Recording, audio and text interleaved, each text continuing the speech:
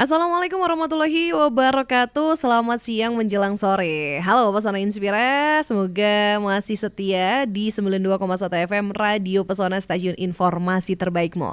Seperti biasa, hari ini edisi Rabu, hari yang ke-7 bulan Juni 2023. Kita ketemu lagi di acara yang selalu dinanti, ditunggu adalah rumpi-rumpi nih ya, rumpun padi, rumpi untuk pangan, pertanian dan perikanan Indonesia. Dan seperti biasa kita akan bahas mengenai apakah pangan, pertanian atau perikanankah yang akan kita omongin di kesempatan kali ini. Nah, kita mau menuju ke beberapa kayak tanaman komoditas yang ada di Kaliwiro. Ini adalah kapulaga.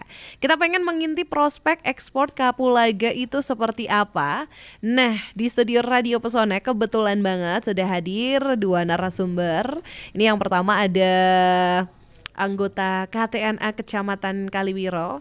KTNA itu apa? Terus juga beliaunya ini apakah juga petani gitu ya? Pak Sumono saya sapa dulu. Halo, selamat siang Pak Sumono. Selamat sore. Oh iya, sore ya Pak ya. Apa kabar Pak sore ini Pak? Sehat alhamdulillah. Sehat alhamdulillah ya. Jadi Pak Sumono ini sebenarnya anggota KTNA Kecamatan Kaliwiro. KTNA itu apa sih Pak? Kelompok tani. Kelompok tani. Kelompok tani apa ya?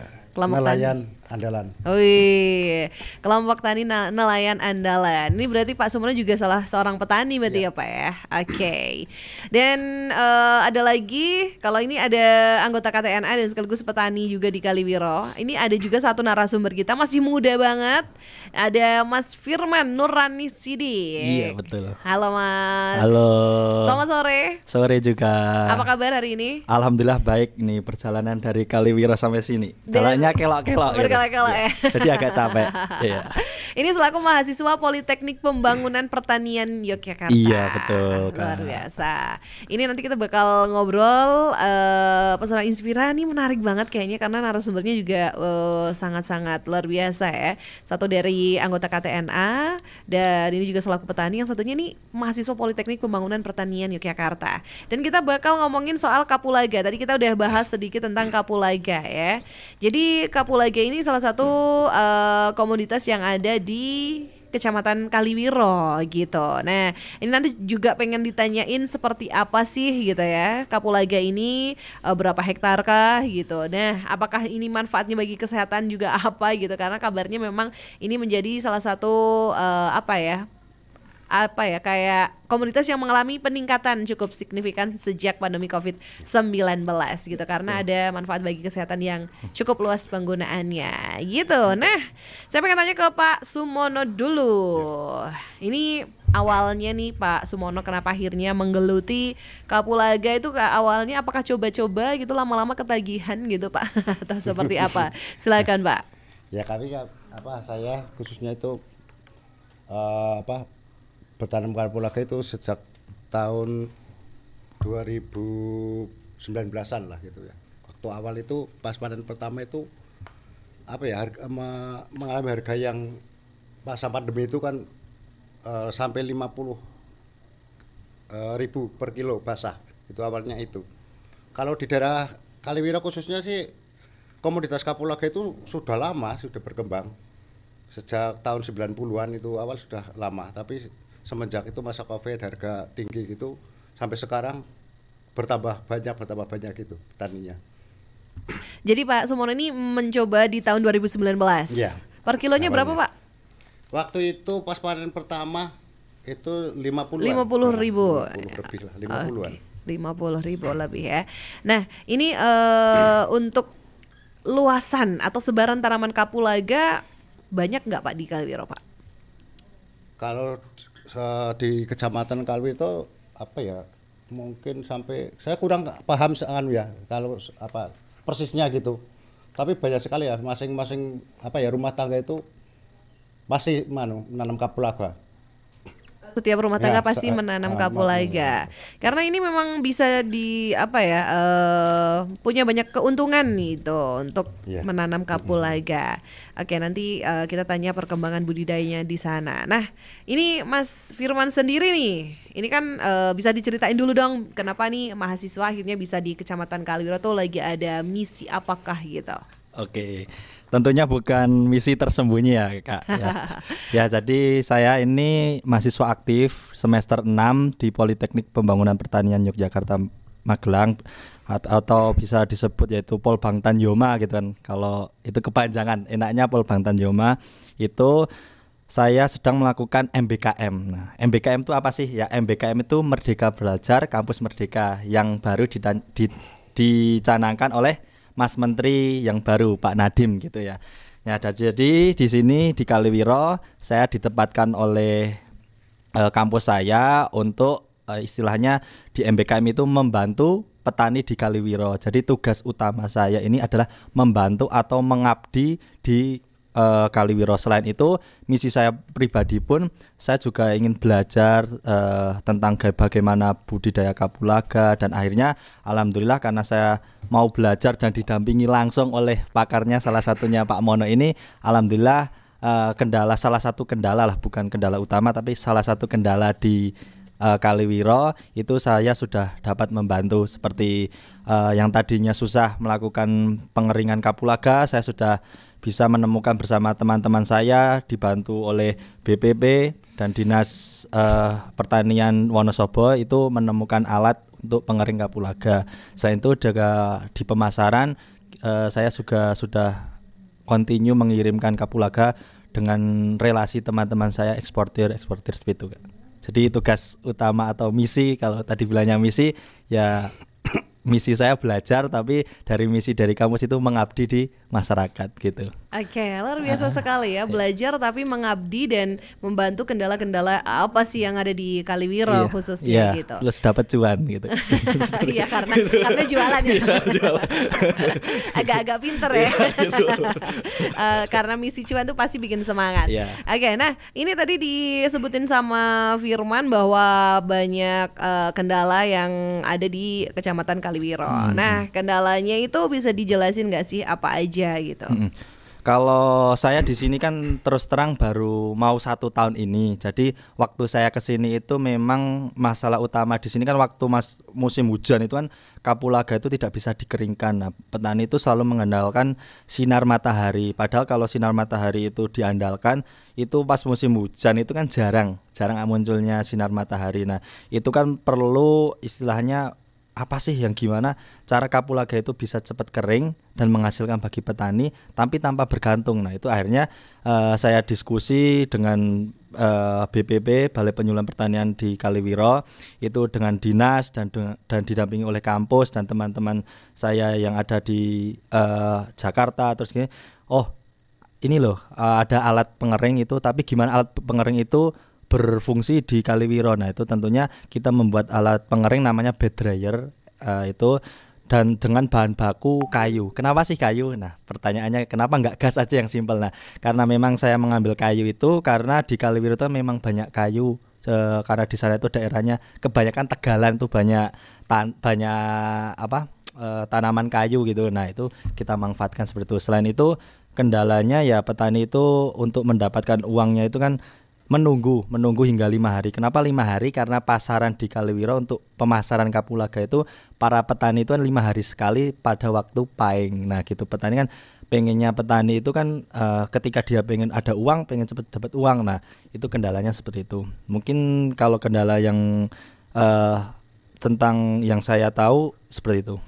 Oke, jadi ini ada Mungkin saya bisa menambahkan gitu. Oh, boleh sekali, Pak. Seperti Mas Firman itu kan kendala yang nyata di petani itu kan misalkan panen dan pasca panen. Misalkan panen kan harus ini badan BPP itu sangat bagus sekali karena membina petani untuk masa panennya itu.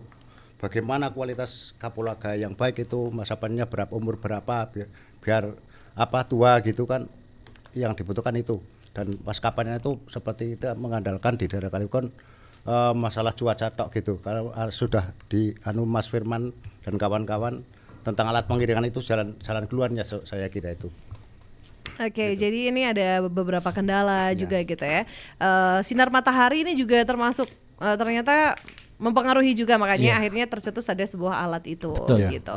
Nah, alat itu bisa digunakan untuk berapa petani nih? Kalau sementara ini kan kita lagi pilot project itu untuk percontohan, nantinya kalau sudah maksimal kan bisa dipakai untuk semua petani lah. Untuk sekarang itu kan masih banyak evaluasi gimana itu biayanya murah dan lain sebagainya gitu. Jadi untuk sementara ini masih berbentuk pilot project gitu. Oke, jadi ini masih ada evaluasi Iya, juga. masih terus dikembangkan. Nah, untuk jenis kapulaga yang dihasilkan sama Pak Sumono nih Pak, kira-kira nih seberapa banyak gitu ya, dan proses budidayanya dulu nih sebelum ke pemasaran, proses budidayanya dan yang dihasilkan nih berapa banyak nih Pak Sumono? Oh iya, mungkin kalau jenisnya itu ada beberapa jenis lokal dulu yang tapi kalau yang saya perhatikan sekali itu yang kami usahakan secara intensif itu jenis Malabar, karena ini kan jenis yang hibrida gitu, dari segi produktivitas itu lebih tinggi. Mungkin kedepannya itu kami tanami Malabar semua.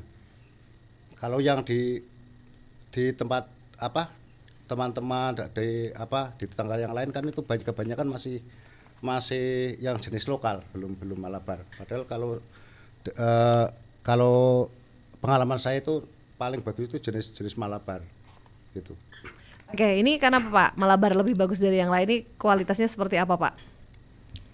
Lebih enak, kalau lebih... secara kualitas sih sama saja mungkin, tapi produktivitas itu lebih tinggi. Produktivitasnya yang lebih tinggi, oke. Mungkin 1:10 mungkin. Wow, berarti luar biasa sekali ya. Nah, ini kan tadi sudah banyak produk yang dihasilkan oleh Pak Sumono nih. Nah, Mas Firman, gimana nih sejauh ini pemasaran yang dijalankan? Oke, jadi kalau sebelum saya cerita tentang pemasaran yang sudah saya lakukan, memang untuk sudah di Kaliwiro itu turun-temurun itu petani itu untuk pemasarannya itu tergantung di pasar Panggotan atau pasar Paing di Kaliwiro. Jadi pasar itu kan 5 hari sekali. Jadi untuk penjualannya itu kan 5 hari sekali. Nah itu kan memang dari petani itu banyak yang mengeluhkan kadang namanya butuh gitu, kalau bahasanya kebutuhan itu kan nggak harus nunggu sampai Paing, harus ada banyak kebutuhan. Nah itu jadi pemasaran yang kita lakukan ini saya bekerja sama dengan mengajak pemuda di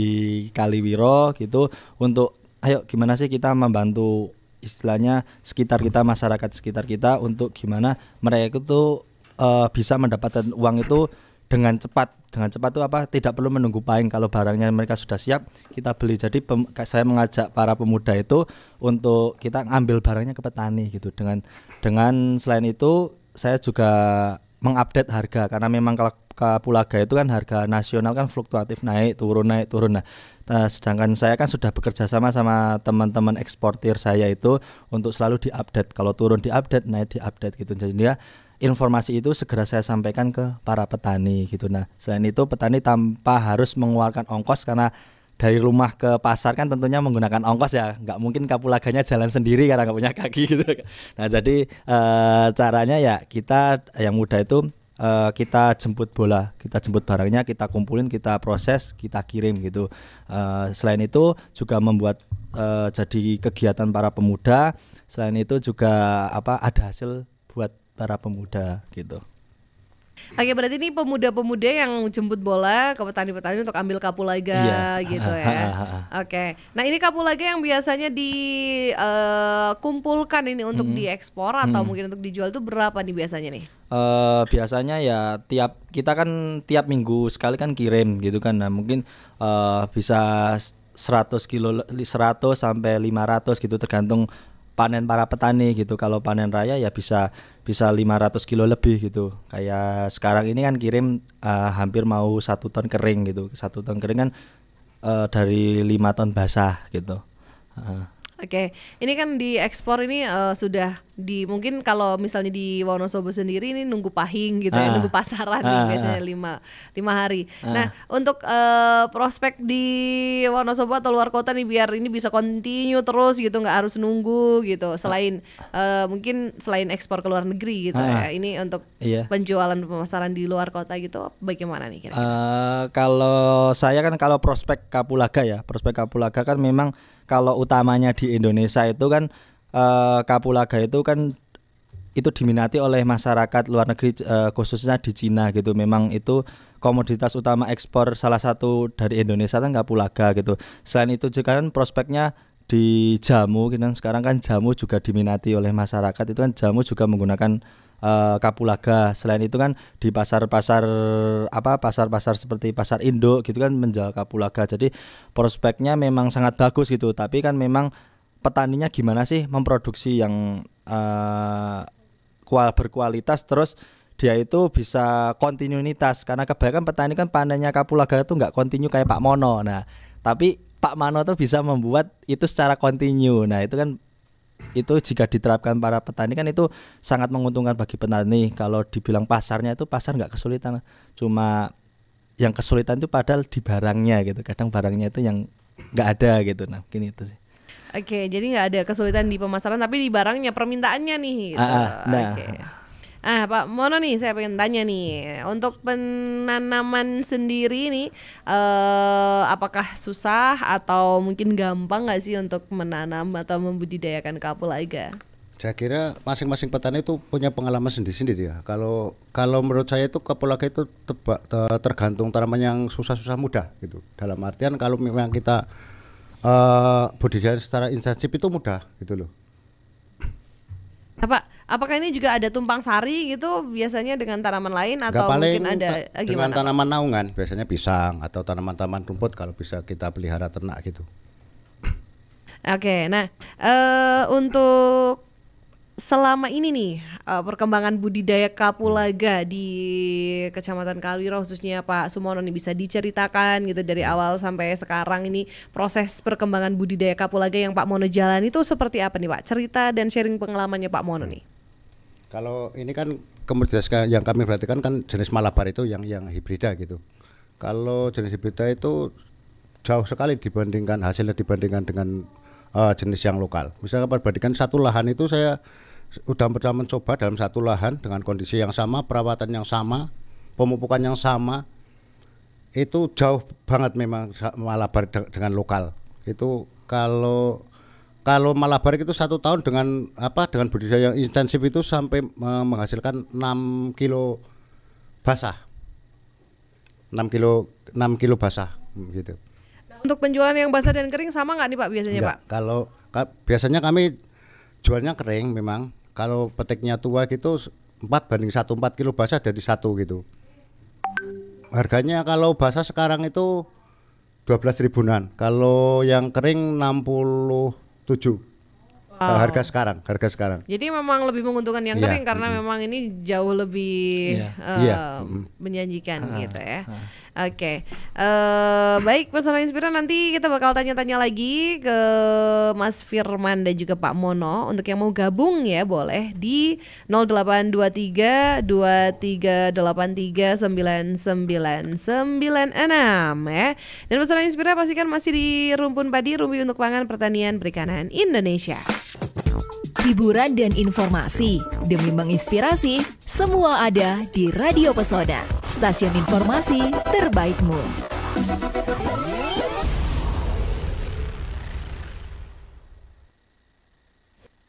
Oke Pesona Inspira kembali lagi 92,1 FM Radio Pesona, stasiun informasi terbaikmu. Yang mau gabung langsung aja nih tentang kapulaga. Kita ngomongin kapulaga di 0823 2383 9996.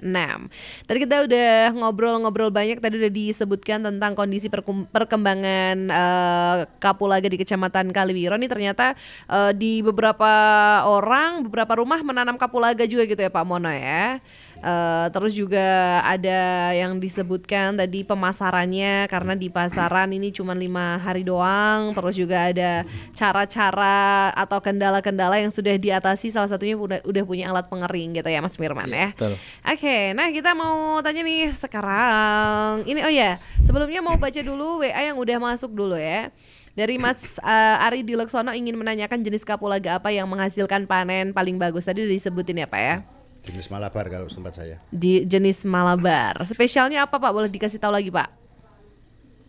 Ciri-cirinya gitu. Iya, boleh ciri-cirinya. Kalau ciri-cirinya itu batangnya berwarna hijau, terusan pangkal batangnya agak merah muda lah gitu. Terus yang menonjol itu buahnya warna pink kalau muda. Oke, ini yang Malabar. Bedanya sama yang biasa apa nih Pak?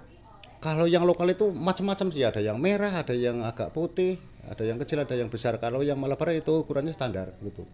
Oke, baik. Ini semoga bisa menjawab ya. Ini kualitasnya hampir sama, tapi tadi produktivitasnya yang berbeda. Satu rumpun kan itu kan kalau satu tandan kan kapulaga itu kan buahnya di tandan. Nah, kalau yang di tandan itu ada buah-buahnya kecil gitu. Nah, itu kalau yang lokal itu paling banyak ya 10 ya Pak. Ya. Betul. Nah, kalau Malabar itu bisa sampai 30 bahkan lebih gitu kan. Perbandingannya kan jauh banget sampai 60-an malahan. Sampai 60-an gitu. Oke. Ya, makanya ini tapi harganya gimana harganya? Sama aja. Sama saja. Harganya sama gitu, tapi kan lebih menguntungkan ke petani. Dan itu hasil masa panennya juga sama ya harinya. Jangka panennya maksudnya. Jangka panennya itu kan 3 bulan atau dari bunga muncul 2 bulan Mas. 2 bulan dari bunga gitu. Dari penyerbukan sampai tua itu 2 bulan. Oke, gitu. Itu sama aja Pak ya dengan yang biasa ya. Baik. Oke, ini Mbah Gundul di Bogoran Sapuran. Assalamualaikum Pak Mono. Yang dimaksud continue itu continue yang seperti apa gitu ya tipsnya untuk kapulaga ini. Dan kapan-kapan nih Pak Mbah Gundul di Bogoran Sapuran juga pengen survei ke tempatnya Pak Mono. Tadi udah minta alamatnya tapi udah minta kasih nomor WA-nya Pak Mono. Tapi boleh dijelasin dulu Pak Mono nih continue-nya tuh. Iya, continue-nya seperti apa kalau tanaman kapulaga itu di mana-mana itu saya dapat informasi itu 1 tahun itu biasanya petik sampai 4 kali maksimal sampai 5. Kalau di saya yang budaya itu alhamdulillah setiap bulan gitu loh. Sepanjang bulan gitu dalam 1 tahun saya bisa metik di atas 12 kali. Tahun kemarin itu 16 kali malah saya. Dalam 1 tahun. Harusnya kan kalau tiap bulan kan harusnya 12. Saya sampai 16 kali. Karena saya kayak petik tua gitu. Kalau siap tua gitu saya petik gitu. Untuk per tahunnya satu rumpun itu bisa mencapai ya seperti saya yang katakan tadi itu di awal 6 kiloan per rumpun satu tahun. Oke, semoga ini terjawab nih Mbak Gundul. Tipsnya nih Pak. Ya mungkin kalau pengalaman saya itu ya, cara budidaya secara intensif itu pertama itu pemupukan kontinu setiap bulan. Yang tidak kalah penting itu penjarangan pohon-pohon yang tua. Artinya nih yang udah tua dipilihin gitu ya Pak, dibuang, dipangkas, diusahakan antar batang dalam satu rumpun itu berjarak sekitar 10 sampai 15 cm. Usahakan sinar matahari itu masuk sampai ke pangkal batang itu, ke tanah, ke rumpun bagian bawah gitu. Usahakan itu. Oke, ada lagi Pak tips yang lain Pak? Mungkin kalau yang tip yang lain itu kami biasa menyemprot dengan pupuk ganda silbe tiap 15 hari sekali. Mungkin itu aja Mbak. Oke, itu ada pemupukan yang rutin juga gitu ya Pak ya. Juga harus pintar memilih yang udah tua-tua disingkirkan gitu. Yang batang tua itu. Batang tua gitu ya. Oke, itu semoga terjawab ya Mbah Gundul ya. Nanti boleh kontak langsung sama Pak Mono. Oke nih Mas Firman balik lagi nih. Aku juga pengen tanya nih ya. Bagaimana sih proses dari kapulaga ini, dari tanam, dari panen, ada dikeringkan juga, terus disortir lagi kah dengan kualitas yang bagus, lalu akhirnya diekspor gitu? Iya. Jadi memang kalau tahapnya kan kita dagang internasional ya, itu kan memang ada syaratnya gitu. Nah, memang kendala sekarang ini di Kaliwiro kan itu memang produktivitasnya masih rendah gitu. Jadi saya ini masih mengambil barang tuh bukan di Kaliwiro tapi dari Temanggung, nanti dari Banjarnegara dan lain sebagainya, itu untuk disatukan lalu kita kirim gitu. Nah, untuk prosesnya dari budidaya sampai kita ekspor itu memang saya sudah mengamati, itu memang kalau petani ini untuk petani ya lebih baik itu panen tua. Karena apa? Kalau panen tua enggak dirampet, kalau istilahnya dirampet sini atau dipanen semua itu nanti apa tuh bahasa apa tuh maksudnya tuh? Soalnya udah ke bawah bahasa Kaliwiro ya? Kaliwiro gitu Pak. Jadi itu dipanen semua. Nah itu kan kalau dipanen semuanya itu nanti tiap bulan tuh nggak bisa panen. Tapi gitu. kalau dikeringkan itu yang rugi petani. Kenapa rugi? Itu karena kalau panen basah itu kan perbandingannya basah yang masih muda itu kan 5 hingga 6:1. Kalau yang panen tua punya Pak Mono, saya pernah mengeringkan juga, itu pernah nyoba, itu punya Pak Mono itu 3:7. 3,7 jadi 1 kilo kering gitu. Tapi rata-ratanya 4 kilo ya. 4 kilo gitu kan sama menguntungkan petani gitu. Nah, selain itu tentunya dengan perawatan intensif nantinya itu buahnya bakalan banyak gitu. Nah setelah itu biasanya kalau tahapan ekspornya itu petani itu mereka panen mulai saya edukasi untuk panen yang istilahnya standar ekspor gitu kan, yang tua-tua gitu. Selanjutnya dari panen itu petani keringkan. Nah gitu, petani sudah saya arahkan untuk mencuci. Nah kalau mencuci kan padahal menjadi pertanyaan, bukannya tambah basah jadi lama ngeringannya, enggak.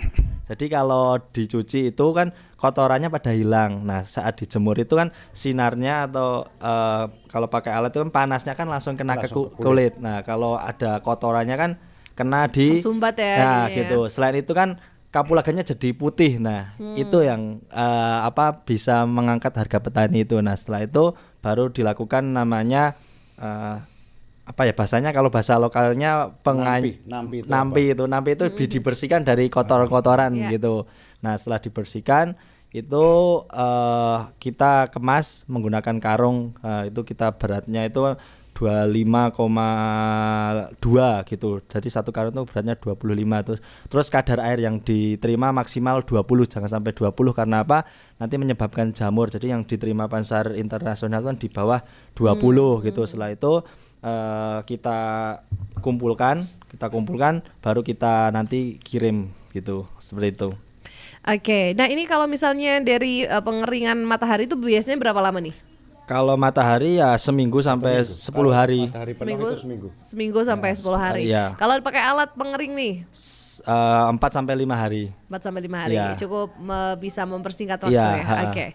Pak Mono ada yang tanya lagi, Pak. Ini buahnya apa dipetik buah itu dicupliki, apa satu dombol dipangkas dari gagangnya gitu. Begitu ya. Iya. Karena ini kan nanti yang dipilih yang tua-tua gitu. Ya. Kalau di tempat kami bukan satu-satu di satu dompol itu ada 10 dipetik 3 atau 2 ya, satu tandan dipetik semua. Ini semua terjawab nih, semoga satu dompol dipangkas semua berarti ya. Oke, tidak satu-satu ya? Enggak satu-satu. Lama ya Pak ya? Satu-satu ya Pak ya? Lama kapan anunya.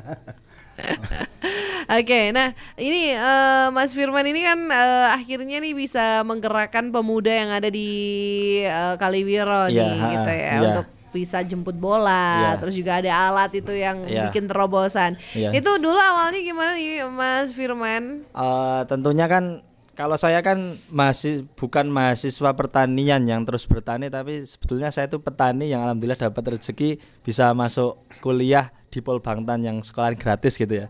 Sekalian promosi ini, kalau saya itu memang sekolah di saya kan gratis gitu. Nah jadi saya itu seorang petani yang dapat kuliah, jadi pengennya saya itu saya itu di pertanian itu menghasilkan. Kenapa sih yang anak muda yang lainnya itu harus kerja kerja yang capek-capek hasilnya gitu, padahal di pertanian tuh kerjanya enak, hasilnya melimpah. Jadi saya tuh mengajaknya para pemuda itu gimana caranya mereka itu dapat hasil dulu. Nah jadi saya arahkan, yuk ayo bareng-bareng kita ngumpulin produk atau kapulaga petani, nanti kita jual kan menghasilkan. Nah setelah mereka merasakan hasilnya, baru saya ngomong menghasilkan kan, mesti jawabannya iya.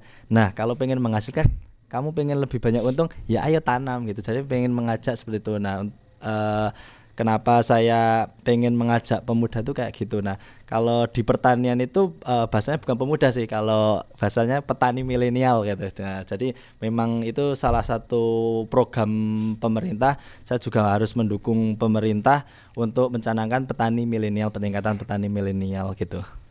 Oke, ini memang sekarang nih anak-anak muda, generasi muda ini harus bergerak gitu ya. Iya, petani milenial ini untuk meneruskan perjuangan petani-petani kita gitu. Selain itu kan sekarang itu kan kita bisa membantu masyarakat di sekitar. Insya Allah kalau kita banyak membantu, nanti kita siapa yang menuai dia kan yang siapa yang menanam dia yang menuai gitu kebalik.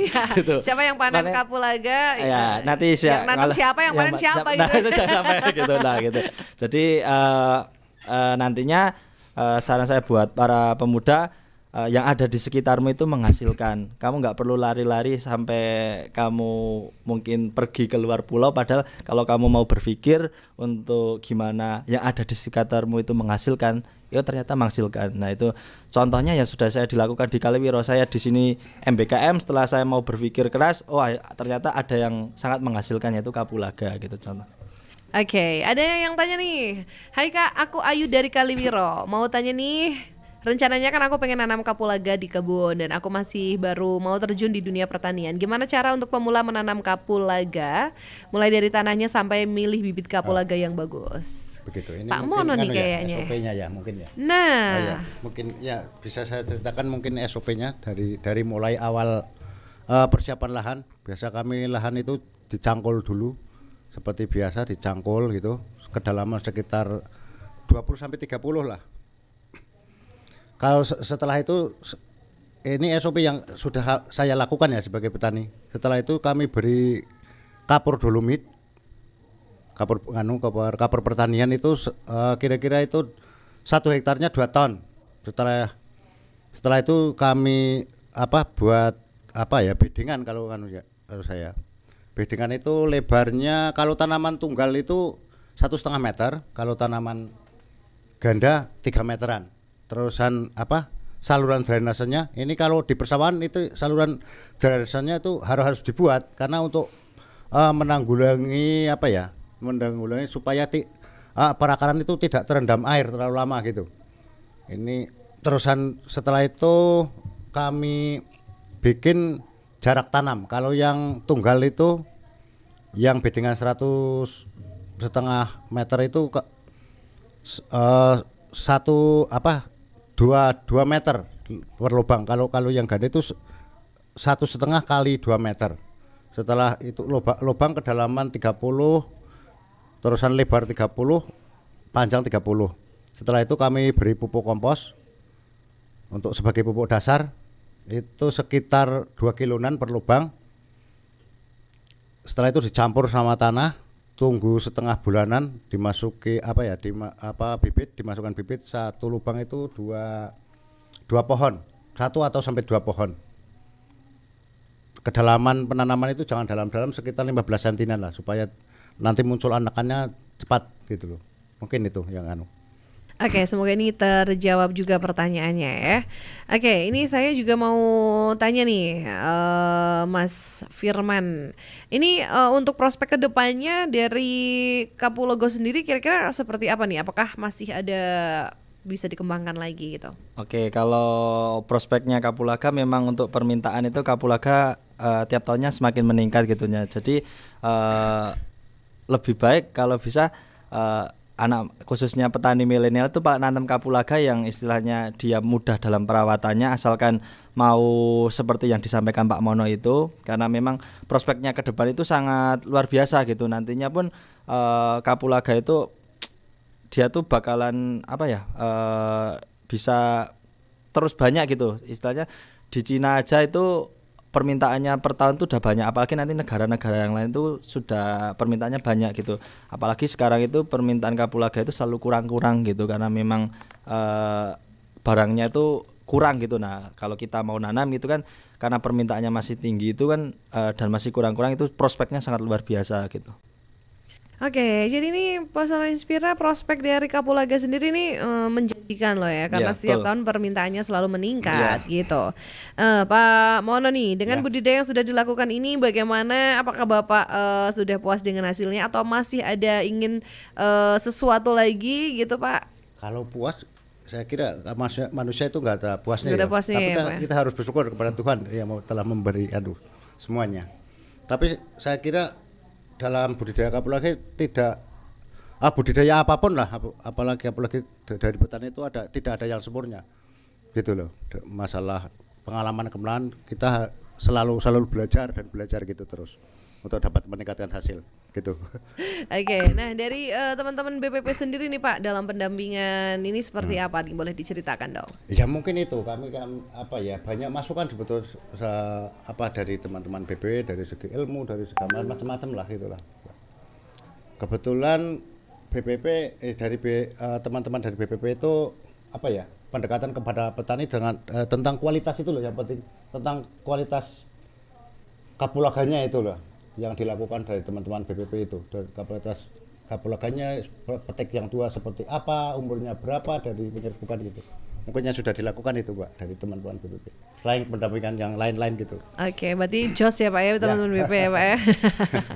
Oke, Mas Firman ini kan lagi MBKM di Wonosobo. Nah, ini kira-kira sampai kapan Mas? Jadi untuk MBKM-nya itu sampai 31 Juli gitu, 31 Juli gitu. 2 bulan lagi berarti ya Ya, kira-kira 2 bulan lagi untuk MBKM saya tugas kampus, tapi tenang saja untuk masalah percuanan akan terus berlanjut sampai kapanpun gitu. Gitu ya. Jadi buat petani milenial atau teman-teman muda yang pengen gabung sama saya itu silakan gabung aja sama kita bareng-bareng membangun istilahnya membangun Wonosobo ya, agar hasil dari yang diterima oleh para petani semakin meningkat. Tentunya karena meningkat juga akan membantu petani atau masyarakat sekitar gitu. Ayo saya tunggu nih teman-teman untuk kita bareng-bareng itu istilahnya untuk kita bagaimana menolong orang tapi menghasilkan buat kita gitu Mas gitu. Sambil menyelam minum air. Iya, Pak. Oke nih. Nah, Mas Firman sendiri ini karena ini kan sudah hampir selesai juga gitu ya. Apakah kira-kira nih selain percuanan nih gitu ya, Iya. ada lagi inovasi untuk nambah cuan lagi gitu? Tentunya banyak yang bakalan kita kembangkan gitu. Tentunya itu kan memerlukan banyak proses, tapi sekarang ini saya lebih menekankan ke Kapulaga, ayo mengajak teman-teman yang lain gitu, mengajak kelompok tani yang lain. Nantinya saya akan menghimpun banyak para petani yang tergabung digabung KTNA, nanti kita bareng-bareng kita buat kualitas Kapulaga yang bagus itu bagaimana, terus harga yang bagus itu kita cari gimana. Tentunya saya nggak bisa sendiri karena untuk bicara ekspor kan ada tonase yang besar. Nah itu tentunya saya sendiri mengajak teman-teman dan para petani ayo bareng-bareng istilahnya untuk meningkatkan pendapatan bagi para petani gitu. Mungkin itu. Oke, ini kan kalau misalnya tadi kurang gitu kuotanya, nih nggak cuma dari Wonosobo tapi nambah dari Banjar, Temanggung dan sebagainya. Iya, betul. Emang di Wonosobo ini komoditasnya hanya di Kaliwiro aja yang menjanjikan atau mungkin ada di daerah-daerah lain yang support juga gitu? Kalau di Wonosobo itu ada di Wadas Lintang juga ada, Kalibawang ada, Kepil ada, Leksono ada, Sukoharjo ada, Selomerto juga ada gitu. Memang banyak gitu. Tapi untuk sementara ini yang saya ambil itu di Kaliwiro karena tempatnya saya MBKM di sana gitu. Oke, tapi juga kalau misalnya mau ekspor ini dari beberapa luar kota. Ditunggu kecamatan yang lainnya. Iya, karena udah bayangan cuan itu ya Mas ya. Oke, baik. Dan ini Mas Firman boleh dong mengajak para petani milenial gitu ya, bahwa petani itu nggak cuman asal mau bertani aja, tapi ada ilmunya nih. Betul. Kalau sekolah kayak Mas Firman sendiri nih, gimana nih caranya nih gitu biar petani ini juga punya ilmu, nggak cuman asal bertani aja tapi ada ilmunya, dan sekolahnya tadi katanya Mas Firman kan gratis nih gitu. Gimana caranya sih gitu? Oke, jadi untuk teman-teman khususnya di Wonosobo mungkin di sekitarnya juga kalau ingin masuk di Pol Bangtan itu caranya gampang gitu. Mulai sekarang kalau untuk tahun ini kan pendaftarnya tinggal yang jalur undangan mau tutup gitu. Mungkin untuk persiapan tahun depan mulai sekarang pantengin atau mulai kita lihat website dari Pol Bangtan itu Pol Bangtan Yoma. sama Instagramnya itu Pol Bangtan Yoma juga mulai dicari tahu bagaimana daftarnya gimana untuk seleksi. Untuk seleksi itu mudah gitu kan. Untuk jalur masuknya kan ada 3, undangan, umum, sama kerjasama. Nah untuk undangan itu kan itu ada beberapa, itu nanti bisa dimulai dilihat di websitenya itu bagaimana cara masuknya itu. Yang jelas kalau masuk di kampus saya itu kan gratis gitu, semua biaya gratis. Saya perjalanan dari kampus ke sini aja dibiayai, bukan saya mengeluarkan gitu. Nah memang semuanya gratis. Ayo buat teman-teman Wonosobo tentunya biar apa ya istilahnya, kalau bertani itu ada ilmunya. Nah ilmunya bisa didapat dari mana? Ya nggak perlu yang harus mahal-mahal, bisa masuk di kampus saya gitu. Oke, keren sekali nih. Jadi petani milenial nih harus mulai bergerak sekarang ini ya. Selain untuk menolong orang, ini juga menghasilkan. Betul, harus menghasilkan. Dan ini nggak berasa kita udah di penghujung acara. Nih saya juga pengen ada closing statement dari masing-masing narasumber kali ini ya.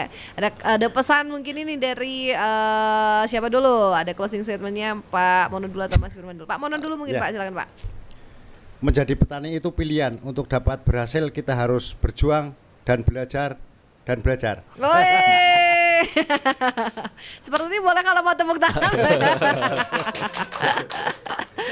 Oke, dari Mas Firman, silakan Mas Firman. Oke, kalau dari saya khususnya kalau dari saya itu sing ketok ning moto durung mesti nyoto. Jadi kalau kita usaha di dunia pertanian tuh kayak pertanian tuh kotor. Kalau kita melihat kotornya itu ya kita bakal jijik. Tapi kalau lihat kita nilai positifnya, dalam bertani itu ternyata bisa menghasilkan lebih dari yang istilahnya pakai jas, pakai sepatu necis itu sebetulnya lebih. Apalagi kalau kita kapulaga gitu. Saya kan juga nanam kapulaga itu kan tiap bulan ya menghasilkan ya, untuk lahan saya ya itu sangat menghasilkan. Apalagi kita bisa memasarkannya itu. Nah gitu ini tuh. Oke, terima kasih sekali ya. Ini mohon maaf nih ada beberapa pertanyaan yang masuk tapi kita tidak bisa menjawab semuanya karena waktunya udah habis. Semoga nanti bisa kita sambung lagi di lain kesempatan. Terima kasih banyak untuk Pak Mono. Terima kasih Pak, sukses terus kapulaganya di Kaliwiro. Bisa menginspirasi petani yang lain. Mas Firman juga sukses terus Mas. Bisa menginspirasi pemuda-pemuda untuk bergerak dan mau cari ilmunya sekolah di Pol Bangtan aja gitu. Oke, terima kasih banget pesan inspirasi untuk kebersamaannya. Saya itu juga harus pamit karena udah jam 4 lebih. Selamat sore, sampai jumpa lagi. Saya Mita dan narasumber. Wassalamualaikum warahmatullahi wabarakatuh.